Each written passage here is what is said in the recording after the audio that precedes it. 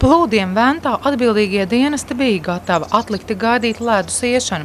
Tā sākās jau svētdien 21. marta vakarā. Tā kā laiks bija lietains, ūdens līmeņa celšanos prognozēt bija grūti. Rīts parādīja patieso ainu. Skrundā upe mājas neapdraudēja, bet Raņķos gan Venta bija acīm redzama savu ierasto tecējumu pārkāpusi. Raņķiem varētu būt, ka tā krasta līnija ir diezgan lēzena uz to Ventas pusi, salīdzinot tieši ar Skrundu un arī tālāk. Uz Kuldīgas pusi arī uz krasta paliek augstāk nedaudz, tāpēc arī šeit tas līmenis ceļās tā augstāk. Raņķu centrā nelielais heiss bija ūdenī, pat saimnieks atzīst, tā nav kritiskākā robeža. Šitādi bija 2006. Tā bija pa 30 centimetriem apmēram zemāks, tā kā tā ir rekords. Venti pacēlusies pa 3,5 metriem apmēram, plus mīnus šī vietā, tur mazliet, tur es varu kļūdīties pa kādiem 30 centimetriem. Pagaidām skādi nav, tur ir mazliet jāpastrādā, pēc tam tik būs jāsavāc un viss ir kārtībā. Pagrabāja baseins, var iet peldēties. Plūdi bija, kā tas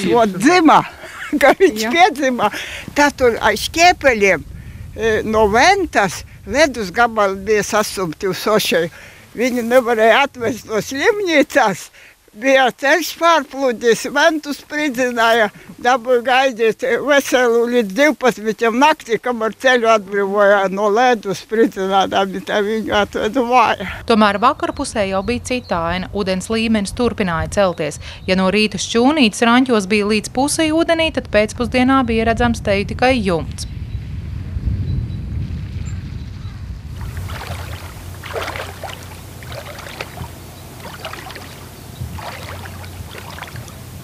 Tālāk nevar. Uz vienu no kritiskākajām vietām viesu māju Mailīts nokļūt vairs nevarēja.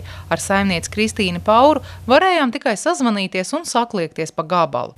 Es tik tālu peldus. Jāatklāj sezonu un jāpeld. Šitā bieži ir, ka ceļš ir pārplūdis? Šitā bija 2004. Bet viņš tikai bija tāda maza strīpiņas pāri šitā jau nav bijis. Tas vispār jau skaisti. Skaisti jau gan, jā. Tāda tiešām mūsu sajūta ir, bet es jau visu to dienu vēl priecājos, bet nu pat jau man sāk bail palikt. Raņķu pagasta pārvaldes vadītājs Dainis Eisaks atzina, ka šī bijusi kritiskākā vieta. Lai varētu nokļūt līdz mājai, uz ceļa izbērta grānskrāva. Tomēr nākotnē esot jādomā par caurteces ierīkošanu šai vietā.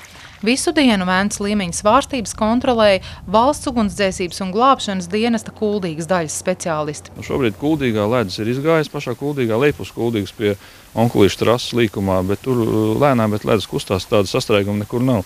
Es skatos arī Raņķos, tagad viss ir ledus ir izgājis, tikai ūdens līmenis ir augsts vēl pagaidām. It kā pie Viesalgu upītes, tur ir sastrēgums, jābrauc saskatās, kas tur tagad darās. Pašā Kuldīgā rumbi ir redzama un nekāda tāda īpaša sastrēguma nekur nav. 23. martā ūdens līmenis kritiskajai robežai tuvojās Ventas lejtecē pie Ventspils novada Zlēkām. Ieva Benefelda, Lants Perševics, Skrundas televīzija.